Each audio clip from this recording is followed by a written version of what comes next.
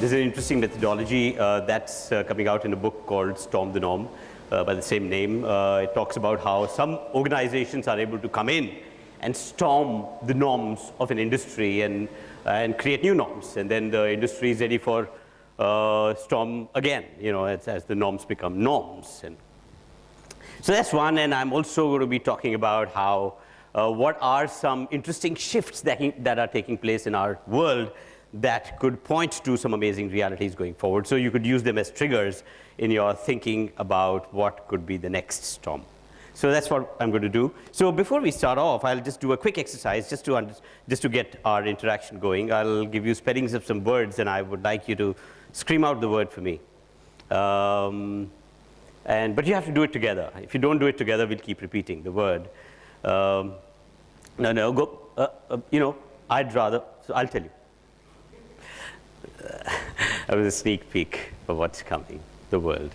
All right, so for this little exercise, you'll have to forget your age and your designation, because that can, you know, let the child in you come out and just be a little childlike to begin with.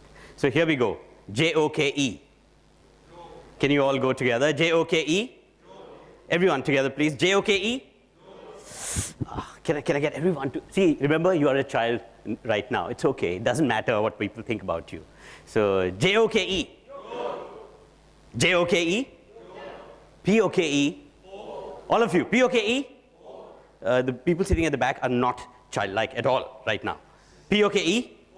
P-O-K-E? Pepsi's competitor? Pepsi's competitor? Pepsi's competitor? What's the white of an egg called?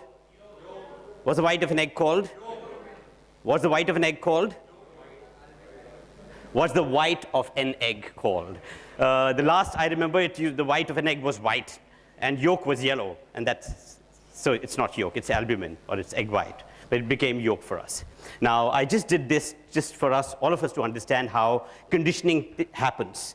And the moment something becomes a norm, we are breathing the norm, and we get so conditioned that we become mindless. So for us, we got caught in the rhyme of things, although mobile wallets and cryptocurrencies are new. We are mindfully looking at them. We are very cautious. We are using, not using, sampling, and then using more of it. And before you know it, there'll be norms, and there'll be a mindless behavior that will get set in. And when that happens, that kind of market is ready for a storm when mindlessness comes in. In fact, mindlessness is good for organizations like MobiQuick, for example, when that kind of payment becomes a habit that you don't have to consciously, cognitively think about or have to make a choice, because it happens out of habit. But yeah, that kind of market is ready for another stormer to come in. Sometimes an internal organization, an incumbent becomes a stormer. Sometimes the stormer comes in from outside. Usually, in fact, stormers do come in from outside because they are irreverent. So let's look at the next slide. All right, what do you see here? A map that's upside down, right? So when we give a printout of a map like this to people, you know what they do instinctively? They turn it around. And when they turn it around, they see that the words are now upside down, and they say the map's not been printed right. They give it back to you. So it's odd.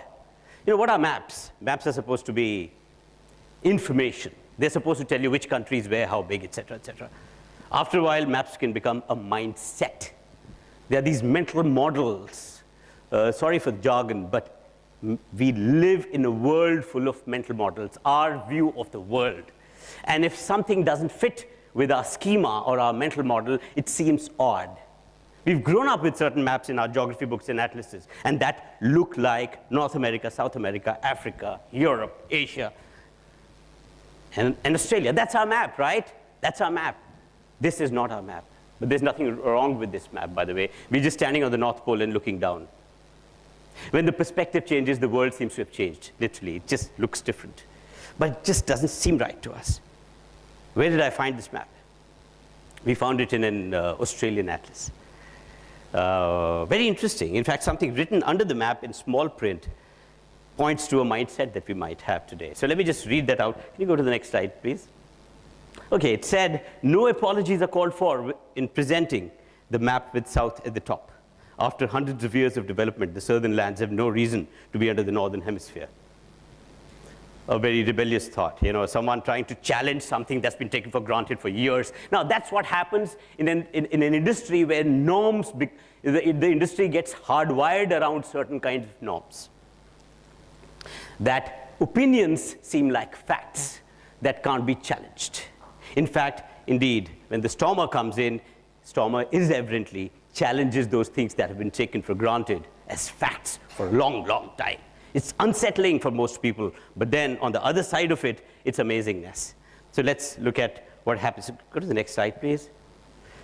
So a world that, I wish I had the control to this. There's nothing wrong with the world that looks like this. Next slide, please. God, this is going to be tough. So in any industry, you'll see there are leaders and there are followers. And every once in a while, a stormer arrives. And that stormer changes the paradigm because he questions the fundamentals. Can you go to the next slide? Oh, yeah, so this is not the story. It's about Walt Disney. The first long animation film that Walt Disney made was a film called Three Little Pigs. It was a huge success. Sometimes your product becomes a bigger success than you anticipated yourself. And you are surprised at your own self. And you say, wow, what are the people doing? I mean, we thought they would be using it for this purpose, but they seem to be consuming it like amazingly, right? So, but in Hollywood and Bollywood, have you seen what happens when a film becomes a success? Sequels, repeats, because the industry seems to have found a formula. Industries are always looking for formulas. Why are you looking for formulas? Because you want to play safe. Because money has to be invested in something that's either has a logic or has been tested. All right, so, no, please go back. So I'm still talking about pigs. So this film was a huge success. This team came together and said, okay, what should the next film be? What do you think the next film was? Three somethings, or some number of pigs, right? Whatever. So yeah, it was a pig film. It failed. It bombed. If you go to their website, you see they made not one, but 3 sequels. All of them bombed. Oh, that's not what the website says. They bombed, but there were 3 sequels that were made that did not do well. With every subsequent film, they said, market wants pigs. That's what the data says. But we are not giving it to them in the right manner. So every subsequent film was a bigger film, bigger technology, maybe more technology, more money, more pigs, maybe. Nothing worked. And then that time, Walt Disney, he was alive, the visionary himself. He was taking a morning walk, and then that epiphany happened, because he was struggling. He was saying, what's going wrong with us? And then suddenly something hit him, and he rushed back to his office, called his whole team into a little huddle, and said, guys, I know what's going wrong.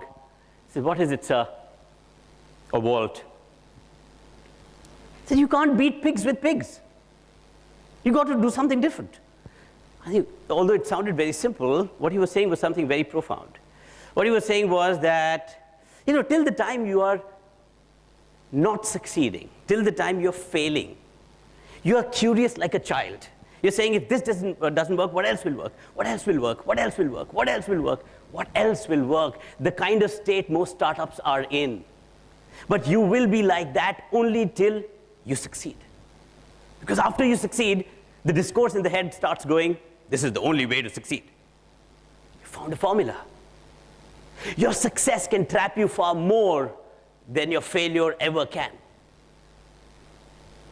So you know what? The team sat down together and said, what should the next film be? And what Walt Disney was trying to say was, whatever, whether you fail or succeed, come back to zero. Come back to zero, because you have a huge baggage of assumptions. That assumptions are limiting your opportunities. So come back to zero, to ab initio. And they did. And there was no pig. There were no numbers. They created Snow White and the Seven Dwarfs. If you read the history of movies, that was the first full-length film that actually broke all records of usual films. It held the record for a long time. You see, so Walt Disney learned this very quickly, from pigs to Snow Whites, how to create them. And they've been creating one Snow White after the other, or Snow White as Snow White. But has the world learned this lesson? Just look at the world. Can you go to the next slide, please? This is what the world looks like. This is what the real world looks like. And your world in e-retail doesn't look any different. This world definitely is ready for a storm. You know why? Because can you imagine, if you look at this shelf, I took this picture. in the biggest malls of the world. I mean, the world's mall is Dubai, right? That's where I took this picture. I counted. There are at least 5 brands over there. From that distance, can you see, are there 5 brands? I mean, there is a backstory to each of these products. And what would have happened in these companies? You know, a project would have been commissioned, money would have been released, a team was maybe formed, the team sat in those brainstorming rooms on beanbags, this, that, and other, and following some sort of methodology they thought will get them to find that next big thing. Generated ideas, picked one idea, presented to the board was excited, unlocked money. They called their ad agencies and partners and said, this is different, it's not the tweak and tinker. This is a different brief, deal with it very differently. It's the breakthrough that will change the world. We'll revolutionize the world. The ad agency came back with some amazing stuff, and the product was launched. And when the product arrived on the shelves, it didn't look any different from any other products. From every company, the same process was followed, and what we had was pigs. Why does it happen? Because we live in a world where we breathe the same culture. We are born in similar households, we go to similar schools, similar colleges, we think alike. Then we join similar organizations that make us think alike. And what we produce, obviously, is more of the same, nothing more, right? So here, let's go back to the next one. It's not just products, it's also processes, business models, tactics. And even people become pigs after a while, they start looking similar. You know, in every industry now, even the people who left the corporate world and joined startups, they suddenly start looking similar. I mean, that's how cloning takes place, right? Go to the next one, please. Storm the norm. Okay, actually, just on that, you see a whole lot of companies that want to do well with, want to do some breakthrough thinking. What do? They said, let's get some new talent in. What do? They go to maybe some amazing business schools, get new, fresh graduates, or go to another industry and pick up people from there so that we bring in some freshness from the other industry. What do these new kids do? I mean, these new kids are different. They are like bushy-tailed and bright-eyed and, starting a career and want to make a career. And the people who spend 5-10 years in the organization, they look at these kids and say, what's wrong with our recruitment process? I mean, what kind of people are we hiring these days? What do? These new kids, they ask too many questions. Why do we do it like this? Why can't we make payments like this? Why can't we take it to the customer? Why can't we track this? Why can't we measure that? And people say, wow, that's wrong. And then the HR department kicks in. I'm talking about the big corporate. Then you put them into these space boxes and time boxes and indoctrinate and say induction. That's what it's called. So 1 week with this and 1 week with this department, 1 week with this department, and after that, the poor fellow is totally beaten into submission, saying, this is how business gets done in this industry. Okay? Okay. Now the guy comes back and say, now think new. The guy can't do anything. Just say, oink. And then people say, yeah, that language we understand because this is what we speak. See, every industry, therefore, becomes a pig factory. How do, therefore, industries get stormed? And here I will take 2 parallels. One, I'll talk about a methodology. In fact, this is a result of 20 Indian brands that we've studied that have actually stormed the norms in their respective industries and then pulled out a pattern. Startups are anyway following those patterns. So I'll take 2 examples. One example of how cinema has changed from the old-style cinema halls, cinema exhibition space, to the new world, which is multiplexes, which is ready to get stormed all over again. And then I'll also take the e-tail parallelly. So market storms aren't purely accidental. There's a method to the magic. So let's look at the method. All right. So it all begins with stale, stagnant markets. Stale markets have norms that haven't changed for years. In fact, the large corporates that I've worked with in the last around 15 years, they can always tell, incumbents can always tell that disruption is coming, it's round the corner. You can sniff it because things haven't changed for a long time. If things haven't changed for a long time, that stale, stagnant market is ready for a storm. So what are the indicators? Commoditized offerings, mindless operations, thin margins. The market generates very little surplus. I'll talk about surplus, what surplus is. In fact, you'll see that every organization that's been successful in its industry managed to unlock disproportionate surplus. And what that is, I'll talk about that in a bit. most incumbents seem to have resigned to fate. In fact, if you ask them, say, इतने कम margin में कैसे काम कर रहे हो? कहते भैया ऐसे ही होता है यहाँ पर. Because it's a very, customer is very price sensitive. He will not pay more than this. So if the customers are not going to pay more than that, and the cost of offering the offerings, etc., to the customer is very high, obviously the margins are low, and everyone's resigned to fate. They said this is how it is until the stormer arrives and shows that actually there's another way of doing it. So every entity adapts itself to survive until the stormer arrives. Can you go to the next one, please? All right, spot the suboptimal. Now look at it this way. Incumbents don't see the suboptimal. There's conditioning. Joke, poke, yoke. Everyone becomes the same. So there's someone who spots the suboptimal. What's suboptimal? And it's almost like that moment of epiphany like Disney had, where in hindsight it's so breathtakingly obvious. And once you see it, you can't unsee it. And then he's so consumed by that new thought. So when the multiplexes came in and then they saw that these were low margin kind of businesses, they obviously said, if we can change the experience to a very different kind of an experience, people would be ready to pay far more than the 40 rupees they were paying. Remember those times when we would go to those bad cinema halls that would stink? And we would not want to pay more than 40 bucks? Today we easily pay 150, 200, 300 rupees, right? So someone actually spotted the suboptimal and said, if we can put together or curate an experience which is of that kind, customer would be willing to pay far, far more, many times that. Let's go to the next one, please.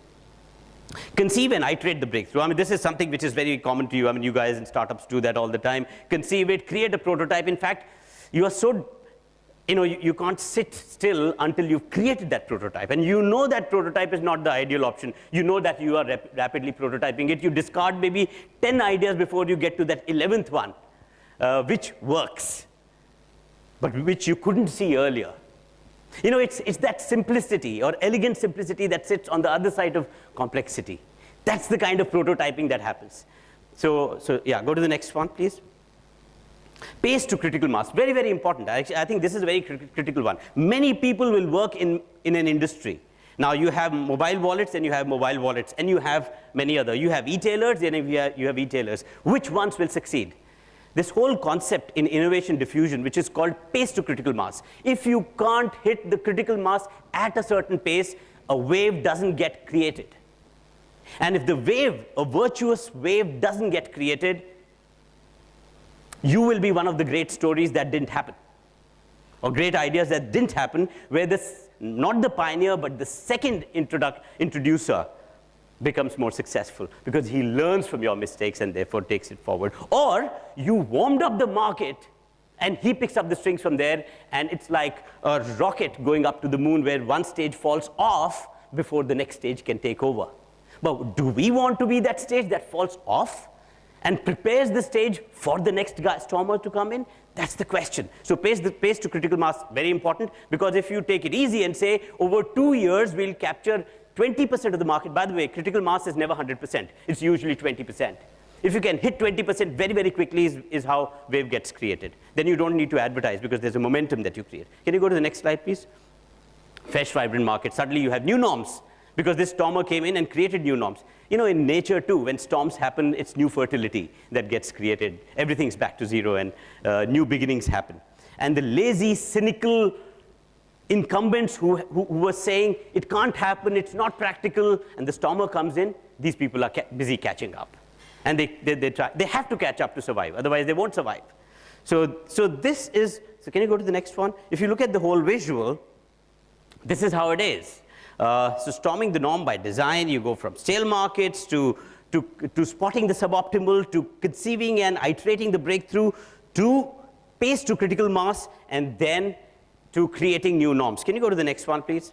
Right. Now, this is the logic. This is the theory behind how surplus gets unlocked. There's a concept called total surplus, which is actually a combination of consumer surplus and producer surplus. Now, again, taking cinema as an example, we didn't want to pay more than 40 bucks. If someone had asked us, भाई साहब ये जो आप movie देखने का experience है, आप कितना ज़्यादा से ज़्यादा कितना पे you all understand Hindi, right? Oh, no, some of you are. So when you ask these people and say, how much would you be willing to pay for cinema? They said no more than 41 rupees.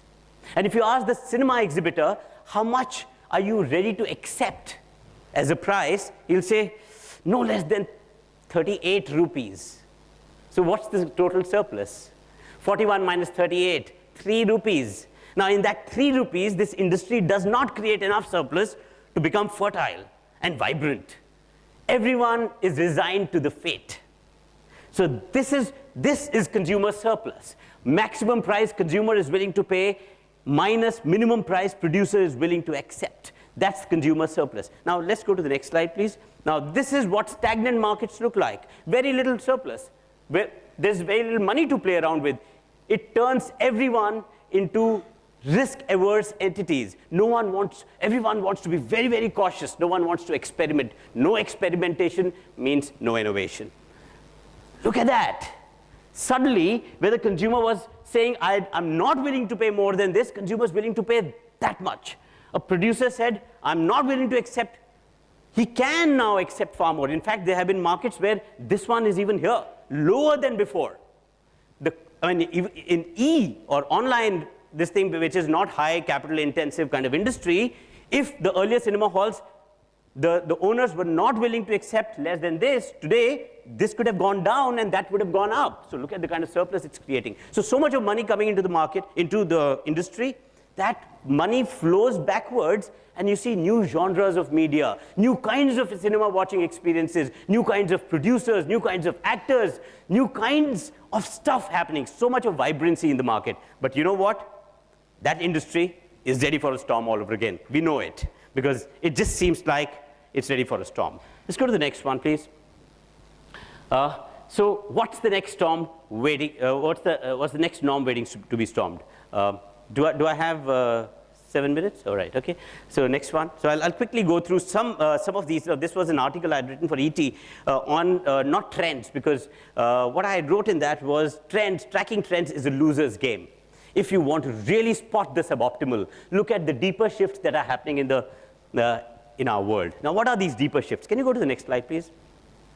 So these are a combination of culture, economy, environment, and technology. Go to the next one, please. So if you look at these and the intersections of it, I'm going to talk about one shift or one trend in each one. So go to the next one, please. So economy. So this, I don't need to tell you, this is easy. We are saying no hoarding economy. When everything is available at an arm's length, people won't hoard. People hoard because they are not sure when they want something, they'll get it. But if you can just pluck off the shelf or pluck off the cloud, you won't need to hoard. So it becomes a very vibrant economy where lots of goods and lots of money are in circulation. So also sharing economy. I heard Bipin talk about how you go to a restaurant and how you pay. In fact, sharing economy where you could actually Dutch easily, where there are 5 people and you can all pull out your mobile phones and you can equally distribute the money onto each of you. Where sharing economy, I'm not saying only at the point of consumption, but from sourcing to manufacturing to distribution to consumption. If sharing is possible, can you imagine what kind of amazing, vibrant economy it would be? So we are getting to that. Access. Anytime, anywhere, anyone, seamlessness comes in when there are 4 kinds of access that is created for people. One is physical access. Is the product available next door or when I need it, close to me? It might be available, but I can't afford it. So economic access doesn't exist. I can afford it, so physical access exists, economic access doesn't exist. If I can afford it, but I can't understand it, which means intellectual access doesn't exist. It's not compelling enough for me. I don't understand it. Social access. Are there social barriers? Maybe certain genders and certain socioeconomic groups are not allowed by society to access a certain product or an offering. So can I remove social access? Only if I create all 4 kinds of access, physical, economic, intellectual, and social, do I create a seamlessness. Most organizations work only on physical and economic access and wonder why their product didn't do well, because they did not work on these 2.